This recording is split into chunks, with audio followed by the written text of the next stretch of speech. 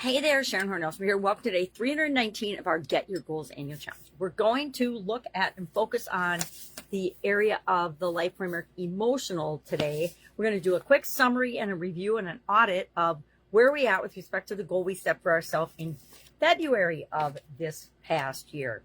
Now, I had a super duper busy day yesterday, so true confession, I did not go through all of last February's topics. I wrote them down over the weekend, put them on my calendar because March and February were not on my calendar. I am pretty creative when it comes to doing my content calendar for the year.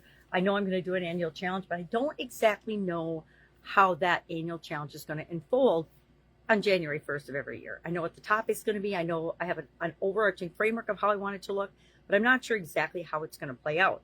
So usually the first couple months of the year, every day I just come up with the topic. And then by March or so, I've come up with the format and the structure that I'm going to use for the whole challenge. So today I'm going to quick run through a summary. I'm going to try to be quick. It's been pretty long, each one of these summaries a month. We cover a lot in the course of a month, and it's hard to summarize it in just under 10 minutes. So let's get started.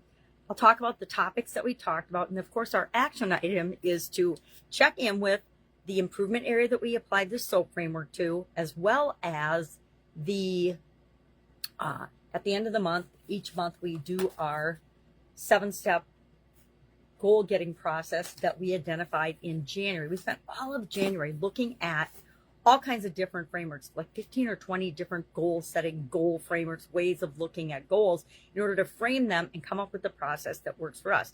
And each month we've been testing it on the different areas and aspects of our life. And we did that in February. February was the first month, since it's Valentine's Day and my granddaughter's birthday's too, and my son's birthday. There's lots of birthdays in February. There's lots of birthdays in March. We did emotions, in February, so that we could dive right in and talk about and apply some of these tools and apply a lot of different tools to the different topics so that we could create the emotional goals and objectives that we wanted to get the results and get our goal over the course of the year. And we've had the longest amount of time to work specifically on this goal. So we want to touch base and see, well, where are we at with respect to it? So we talked about self-love topics. We talked about that we're emotional beings first and foremost. I know a lot of us, especially the more analytical and scientific and objective we think we are. I'm raising my hand because I think I am, but I'm absolutely positively totally not. If you ask anybody who knows me, they're like, yeah, you think your kids' emotions are always showing. Guess what? Guess where they got that from?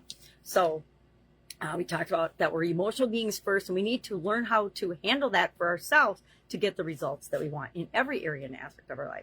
We talked about emotional energy, and that emotions have power because of the energy that they provide for us. Their emotions are on a vibrational scale just like everything else. We talked about emotional intelligence. We talked about emotional guidance system, which is one of the best tools you can use for regulating your emotions. We talked about the emotional guidance system and how to use it. We spent a couple days on it because it's that big a deal. We talked about what emotions do you want to experience most often, or what emotion do you want to improve? And that's how we came up with the emotion that we were going to apply the SOAP framework. I'm going to get this one so it's easier to read. Our SOAP framework is, of course, anytime we have an obstacle, a challenge, a setback, a problem, or a situation that we need to know how to handle, we can apply the SOAP framework. And by now, I've got this installed in my subconscious. I automatically run through this whenever I'm faced with anything, good, bad, ugly, because by having it in my subconscious, by doing it so many times and repeatedly, and embracing it and really putting it in my subconscious on purpose through repetition, now it just automatically works for me. And that's what we want to do with a lot of things in our life. A lot of these tools and things, we want to be able to pull them out of our toolbox whenever we need them. Flip switch, 7 Ys, etc. Whenever we need those tools, or whenever we're faced with a situation, boom, we apply them and we take action immediately. So we tell our current and desired story. We look at the different options. We take action after we analyze the possible alternatives and options. And then we ask ourselves, how do we know? Are we making progress? How do we know we're moving from where we are to where we want to be? And so we did that for 4 days. And let's see if I shared tools. I guess we asked ourselves, what emotion do you want to experience the most? And for me, it was love. And the least, for me, it was fear or pain. I'm not a big fan of fear or pain. And who is? Then we told our emotional story. And I wanted, my area was, I wanted more gratitude and to experience more gratitude in my life and be more present. And for options, we used the 10-3 brainstorming tool. And we actually reverse engineered. We went from where we want to be to where we are. And we said, well, what are the steps if we're looking backwards that we need to take in order to get there? Or what are the options to help us get there by reverse engineering? Then we talked about action using the head, heart, intuition tool. We then talked about progress, and our tool was tracking our feelings and giving them a scale. We talked about flip switching. I talked about emotional core values. We talked about embracing ourselves and others with love. And we talked about the 5 love languages, because that's always a great topic. We talked about letting go of negative emotions and negative feelings. And we used 8 different ways to release those. Just 8 different ways that I've used. There's a lot. Letting go strategies we talked about. We talked about a mood journal and the power of keeping track of your moods and understanding yourself better. We talked about card carrying emotion strategy, which is, I love these decks of cards, and this is just the one that's closest to me. But I have boxes and boxes of these different decks of cards from different topics and different areas of our life that we might want to work on or improve. For their personal development, they're about all different types of books now. Remember, as kids, we used to have flashcards. Well, they've turned these books and sayings and motivational things into decks of cards.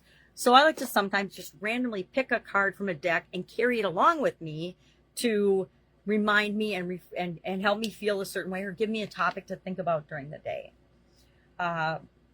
We talked about pain and the impact that it has on emotions. We talked about pleasure and the impact that it has on our emotional well-being and our ability to get our emotional goals. We talked about letting our emotions, feeling our emotions, experiencing them, letting them roll right through us. A lot of times when we're feeling or experiencing an emotion that we consider negative or bad, we try to stuff it down and forget about it and ignore it and do all the kinds of things that make it just either hide in our body somewhere or pop up in times when we don't want it to pop up. If we're really angry about something and we don't say anything, if we just shove it down and we ignore it, it might settle. That energy with that negative emotion stays with us until we release it and let it go.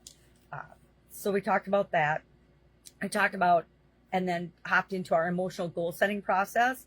And for that, we used the process. Let me grab the process. Where is my little graphic? Here it is. Busy day yesterday. Left me discombobulated today. So we started in then the last 7 days of each month. Starting in February, I decided we're going to go through our process. So we went through our process. Sometimes I shared another topic with this, and other times I didn't. The first time through, I did not. I just shared the process itself when we went through the process. And I'm trying to see if I wrote down here or if I have to go back and see what my actual specific goal was. EGP stats. I can't tell from my calendar. But we did talk about a couple of other topics too. We talked about a lot. We talked about trapped emotions. We talked about heart walls. That's something I'd never even heard of until I had a sudden cardiac arrest. We talked about energy vampires, which is always a fun topic. Have you ever been around somebody that feels like they just suck the life out of you and the energy out of you? Of course you have. We all have. And they are called energy vampires because they take all the good, all the positive, all your high energy, and they just deflate it and they take it for themselves to give them a feeling of power. It's why bullies are bullies, right? Bullies pick on people to make themselves feel bigger and better and good because they have insecurities. People think not. I have this discussion with one of my sisters a lot. People that are super entitled or bullies or just in some way negative and rub people the wrong way, they do it because it makes them feel good, not because it makes other people feel good. We talked about emotional decision making. We talked about emotional lessons learned. And we talked about the emotional interaction with other life framework areas. So we covered all the same topics that we covered throughout the rest of this year on the different areas and aspects of our life framework. But February and March were my testing months. So the order that we covered them in were a little different. And I realized, I think by April, let me take a peek, but I think I realized personally that by April, it was too much to be combining a topic on whatever area or aspect of the life framework we were talking about, along with the actual process of working on our goal for that area. So February and March, I did mental and emotional. I combined this with an additional topic. And then I was like, okay, wait, that's way too much for me to handle or want to do every single day as part of this challenge. So I took that extra topic out for the most part for the rest of the months. So emotional and mental, we mixed that extra topic in. And primarily because February is a super short month, I wanted to squeeze in some topics that are super important with respect to our emotional health and well-being. And then March is a long month, but there was still a lot of topics. Mindset, our physical, mental, and emotional and spiritual. Those 4 areas of our life are so intertwined and connected that it's hard to separate them, right? But we have to, because we don't have to, but it helps to have specific goals and objectives for each different area and aspect of our life. And then where they interact, we can combine them to create one goal that by we're working on it from a different point of view and different perspectives becomes all that more powerful and all that more easy to achieve, because we are putting different types of energy into it. All right, that's it. Any questions, hit me up. We're going to be looking at what was our goal, where are we at with respect to our emotional goal and progress, and do we need to tweak or change what we've been doing in order to achieve this year's goal by the end of the year. Hit me up if you have questions. Otherwise, I'll be with you tomorrow. Have an awesome day. That's supposed to be a heart. Bye.